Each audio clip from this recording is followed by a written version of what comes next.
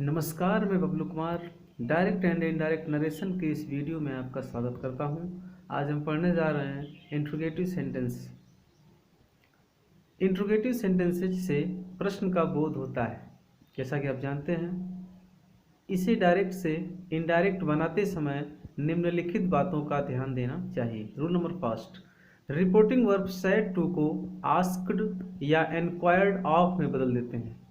ध्यान रखना होगा आपको कि अब तक रिपोर्टिंग वर्ब को हम टोल्ड में बदल रहे थे, लेकिन इंट्रोगेटिव सेंटेंसेज में रिपोर्टिंग वर्ब सेड टू को आस्क्ड या इंक्वायर्ड ऑफ में बदल देते हैं। Rule number second, interrogative sentences में कंजक्शन दैट का प्रयोग नहीं होता है। Rule number third, indirect sentences में प्रश्नवाचक वाक्यों को साधारण वाक्य बनाकर प्रश्नवाचक चिन्ह हटा दिया जाता है तथा फुल स्टॉप लगाया जाता है। Rule number four, reported speech के पर्सन, वर्ब तथा अन्य शब्दों को असर्टिव सेंटेंसेस की तरह ही बदला जाता है। रूल नंबर फाइव, जब डायरेक्ट स्पीच में ऐसा प्रश्न हो जिसका आंसर यस या नो में दिया जाए, या रिपोर्टेड स्पीच किसी सहायक क्रिया जैसे is, are, am, was, were, do, does, did, shall, will, has, have, had, can में आदि से शुरू हो, तो इनडायरेक्ट स्पीच में कनेक्टिव वर्ड इफ या वेदर का प्रयोग होता है, उसके बाद अन्य परिवर्तन होते हैं। रूल नंबर सिक्स, यदि रिपोर्टेड स्पीच में सहायक क्रिया डू या डज का प्रयोग हो तथा उसके बाद नॉट ना हो, यानी कि उसमें नॉट का प्रयोग नहीं हो, तो इनडायरेक्ट बनाते समय उसको हटा देते हैं तथा मुख्य क्रिया को पास्ट टेंस में बदल देते हैं। आइए एग्जांपल देखते हैं। डायरेक्ट नरेशन हमारा है, Hari said to me, comma inverted comma start, are you reading a book, question mark inverted comma close. अब इनडायरेक्ट हमने बनाया तो हरी आस्क्ड मी होगा। जी हाँ, ध्यान दीजिए, Hari said to me, said to को अब तक हम टोल्ड में बदल रहे थे, लेकिन इंट्रोगेटिव सेंटेंसेज में ऐसा नहीं होता है, आस्क्ड में बदलते हैं। तो हरी सेड टू मी को हमने बदला हरी आस्क्ड मी। अब कामा इन्वर्टेड कामा हटाने के बदले में दैट का प्रयोग नहीं होगा, इफ या वेदर में से किसी एक का प्रयोग होगा, तो हमने इफ का प्रयोग कर दिया। अब आर सहायक क्रिया है तो क्लियर हो रहा है कि प्रेजेंट टेंस है। यू हमारा सब्जेक्ट है जो सेकंड पर्सन का प्रोनाउन है, जो बदलेगा मी के अनुसार। रिपोर्टिंग वर्ब का ऑब्जेक्ट मी है और सेकंड पर्सन का प्रोनाउन मी के अनुसार बदलेगा तो हो जाएगा आई। क्योंकि यू हमारा सब्जेक्टिव केस है जो मी के अनुसार बदलेगा, तो मी का सब्जेक्टिव केस आई होता है, इसलिए आई। अब आर जो कि प्रेजेंट टेंस है, हमारा टेंस हो जाएगा पास्ट, तो I was reading a book. Hari asked me if I was reading a book. ध्यान दीजिए कि are you reading a book ये प्रेजेंट कॉन्टिन्यूस टेंस है, इसको बदल देना है पास्ट कॉन्टिन्यूस टेंस में, तो I was reading a book हो जाएगा complete sentence. Hari asked me if I was reading a book, full stop. दूसरा एग्जांपल है, she said to me do you know Sohan. She said to me do you know Sohan, इसको हम indirect बनाते हैं तो she asked me if हो जाएगा। अब यू जो सेकंड पर्सन का प्रोनाउन है, रिपोर्टिंग वर्ब के ऑब्जेक्ट यानी कि मी के अनुसार बदलेगा तो आई हो जाएगा। और हमारा रूल नंबर 6 कह रहा है कि यदि रिपोर्टेड स्पीच में सहायक क्रिया डू या डज का प्रयोग हो तथा उसके बाद नॉट का प्रयोग न हो, तो इनडायरेक्ट बनाते समय उनको हटा देते हैं तथा मुख्य क्रिया को पास्ट टेंस में बदलते हैं। तो डू का प्रयोग इसमें है लेकिन नॉट का प्रयोग नहीं है, इसलिए डू को हम हटा देंगे और यू को बदल लेंगे मी रिपोर्टिंग वर्ब के ऑब्जेक्ट के अनुसार, जो कि आई हो जाएगा। तो आई नो का हो जाएगा knew, Sohan, full stop. She asked me if I knew Sohan. Rule number 7, यदि रिपोर्टेड स्पीच में डू या डज के बाद नॉट का प्रयोग हो तो डू या डज को डिड कर दिया जाता है तथा नॉट के बाद सारे परिवर्तन स्वतः पास्ट हो जाते हैं। Example, direct narration, father said to me do you not obey me, question mark inverted comma close हो गया है। अब हमने इनडायरेक्ट कैसे बनाया जरा देख लेते हैं। फादर सेड टू मी तो हो जाएगा father asked me, said to को बदल लेंगे आस्क्ड में और मी ज्यों का त्यों लिखेंगे। फादर सेड टू मी को हमने बदला फादर आस्क्ड मी। अब शर्त के अनुसार इफ या वेदर में से कोई एक प्रयोग करना है तो हम इफ का प्रयोग कर लेंगे। अब यहाँ पर डू है, डू यू नॉट, यानी कि डू के साथ नॉट भी लगा हुआ है, तो शर्त के अनुसार डू या डज को डीड करना है, उससे पहले सब्जेक्ट लिखना पड़ेगा। तो यू हमारा सेकंड पर्सन का प्रोनाउन है जो रिपोर्टिंग वर्ब के ऑब्जेक्ट यानी कि मी के अनुसार बदलेगा, तो हो जाएगा आई। कैसे आई होगा? क्योंकि हमारा यू जो है सब्जेक्टिव केस है और मी का सब्जेक्टिव केस आई होता है। तो father asked me if you को मी के अनुसार बदलेंगे हो जाएगा आई।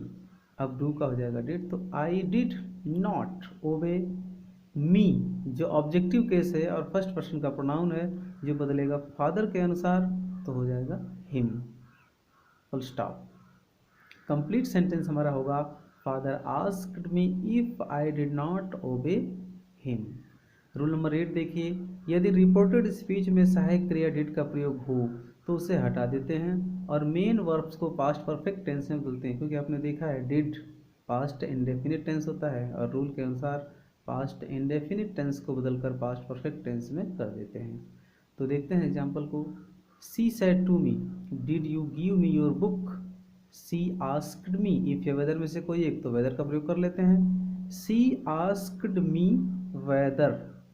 अब डिड को हटा देंगे, यू को मी के अनुसार बदल लेंगे क्योंकि यू सेकंड पर्सन का प्रोनाउन है जो रिपोर्टिंग वर्ब के ऑब्जेक्ट मी के अनुसार बदलेगा, तो हो जाएगा आई। अब पास्ट टेंस में हैड का प्रयोग होता है और वर्ब की थर्ड फॉर्म, तो he asked me whether I had given. You me के अनुसार बदलेगा तो आई, उसके साथ सहायक क्रिया हैड, तो आई हैड, गिव का हो जाएगा गिवन। मी जो है ऑब्जेक्टिव केस है, फर्स्ट पर्सन का प्रोनाउन है जो ही के अनुसार बदलेगा, तो ही का ऑब्जेक्टिव केस हिम होता है। तो given him your second person का प्रोनाउन है और पॉजिटिव केस है जो बदलेगा मी के अनुसार, तो हो जाएगा माई, क्योंकि आई का पॉजिटिव केस माई होता है और योर यू का पॉजिटिव केस है जो बदल जाएगा किसके अनुसार? मी के अनुसार, क्योंकि सेकंड पर्सन का प्रोनाउन है। तो बुक लास्ट में लिख लेंगे, सेंटेंस कंप्लीट होगा ही asked me whether I had given him my book. Rule number 9, यदि रिपोर्टेड स्पीच प्रश्नसूचक शब्द जैसे what, who, which, whom, whose, when, where, why, how आदि से शुरू हो, इनमें से किसी एक से शुरू होता है, स्टार्ट होता है, तो इनडायरेक्ट स्पीच में कोई अन्य कनेक्टिव वर्ड नहीं लगाते हैं। ये शब्द ही स्वयं कनेक्टिव वर्ड का कार्य करते हैं। यानी कि अब तक हमने कनेक्टिव वर्ड इफ या वेदर लगाया या कभी दैट लगाया, लेकिन अब हमें कनेक्टिव वर्ड इस प्रश्नसूचक शब्द से जब सेंटेंस स्टार्ट होता है तो उसमें कोई कनेक्टिव वर्ड अपने पास से लगाना नहीं होता है, ये स्वयं ही कनेक्टिव वर्ड का कार्य करने लग जाते हैं। देखते हैं एग्जाम्पल को। He said to me where do you live, तो ही सेड टू मी को हमने बदल लिया ही आस्क्ड मी में। अब इफ या वेदर का प्रयोग हमें नहीं करना है क्योंकि वेयर से शुरू हो रहा है हमारा सेंटेंस, जो कि प्रश्नसूचक शब्द है, क्वेश्चन वर्ड है, ये स्वयं ही कनेक्टिव वर्ड का कार्य करेगा। तो ही आस्क्ड मी वेयर। अब डू को हमें हटा देना, आप जानते हैं कि नॉट अगर डू के साथ नहीं है तो हटा देते हैं उसे। अब यू जो सेकंड पर्सन का प्रोनाउन है मी के अनुसार बदलेगा तो हो जाएगा आई, और लीव का हो जाएगा लीव्ड, क्योंकि where do you live present indefinite tense है जो बदल जाएगा पास्ट इंडेफिनिट टेंस में, और पास्ट इंडेफिनिट टेंस में वर्ब की सेकंड फॉर्म लगती है सब्जेक्ट के बाद। तो he asked me where I live, full stop. Rule number 10, yes no answer to questions, यानी कि रिपोर्टेड स्पीच में आए यस या नो को निम्न प्रकार से बदलते हैं। अगर यस आया है तो रिप्लाइड इन अफर्मेटिव कर लेते हैं, नो आया है तो रिप्लाइड इन नेगेटिव कर लेते हैं। आइए सेंटेंस को समझते हैं एग्जाम्पल के माध्यम से। डायरेक्ट में लिखा हुआ है she said to Rita can you give me the book, question mark inverted comma close हुआ। Rita said yes, Rita said yes, Rita said comma inverted comma start yes, full stop inverted comma close. अब indirect हमने बनाया तो she asked Rita, she said to को हमने बदल लिया asked में और रीता ज्यों का त्यों उतार लिया। अब कैन नाम की सहायक क्रिया से हमारा सेंटेंस शुरू हो रहा है, इसलिए इसका प्रयोग तो बनता ही है। तो सी आस्क्ड रीता इफ सी, क्यों सी आएगा? क्योंकि यू सेकंड पर्सन का प्रोनाउन है जो बदल जाएगा रिपोर्टिंग वर्ब के ऑब्जेक्ट यानी कि रीता के अनुसार, तो हो जाएगा सी। कैन का हो जाएगा कुड, तो सी कुड गिव। मी जो है ऑब्जेक्टिव केस है, ऑब्जेक्टिव की स्थिति में है, लेकिन फर्स्ट पर्सन का प्रोनाउन है जो सी के अनुसार बदलेगा, तो हो जाएगा her the book full stop.